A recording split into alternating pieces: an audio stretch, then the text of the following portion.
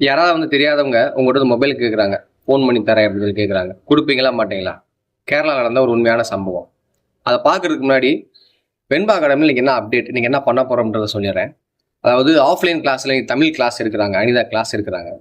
அதே மாதிரி வந்து ஆன்லைன் கிளாஸில் மேக்ஸ் எக்ஸ்பிளைன் வந்து ரஷிதா மேடம் அவங்க இன்றைக்கி எடுக்கிறாங்க. நைட்டு வந்து 9:30 கூகுள் மீட்டில் அவங்க எடுப்பாங்க. அதே மாதிரி இந்த வாரம் அந்த டெஸ்ட் மார்க் ஸ்டூடெண்ட்ஸ் எல்லாம் அனுப்பியிருக்காங்க. அதை நம்ம வந்து என்ட்ரி பண்ணிடுறோம். யூடியூப்ல வந்து இன்னைக்கு தொகை மரபு பால் மரபு அப்படின்ற டாபிக்ல யூடியூப்ல வீடியோ அப்லோட் பண்றோம். இது போக சின்ன சின்ன ஒர்க்லாம் நம்மளுக்கு இருக்கு. இப்போ விஷயத்துக்கு வருவோம். கேரளாவில் வந்து ஒருத்தர் மொபைல் வாங்கி பேசியிருக்காங்க. அவங்க போனதுக்கப்புறம் ஒரு வாரம் 10 நாளுக்கு அப்புறம் வந்து அவங்க ஃபோனில் வந்து பணம் டெபிட் ஆகிட்டே இருந்திருக்கு. சில ஃபோட்டோவும் ஷேர் ஆகிருக்கு. இதை வந்து கிரைம் பிரான்ச் கம்ப்ளைண்ட் பண்ணதுக்கப்புறம் ஒரு விஷயம் கண்டுபிடிச்சிருக்காங்க.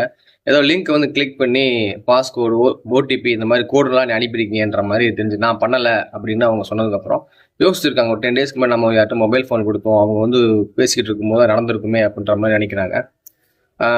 இதுதான் விஷயம். ஸோ வந்து யாராவது மொபைல் கேட்டாங்க அப்படின்னா முடிஞ்ச அளவுக்கு அதை தவிர்த்துருங்க. ஒருவேளை உதவி பண்ணிதான் ஆகணும் அப்படின்னு நினைச்சிங்க அப்படின்னா நீங்களே மொபைல் நம்பரை டைப் பண்ணி உங்கள் முன்னாடி என்ன பண்ணுங்க, அவங்கள பேச சொல்லுங்க. நம்ம சேஃப்டி முதல்ல நம்ம முக்கியம். சரிங்களா? ஸோ அடுத்த வீடியோவில் சந்திப்போம்.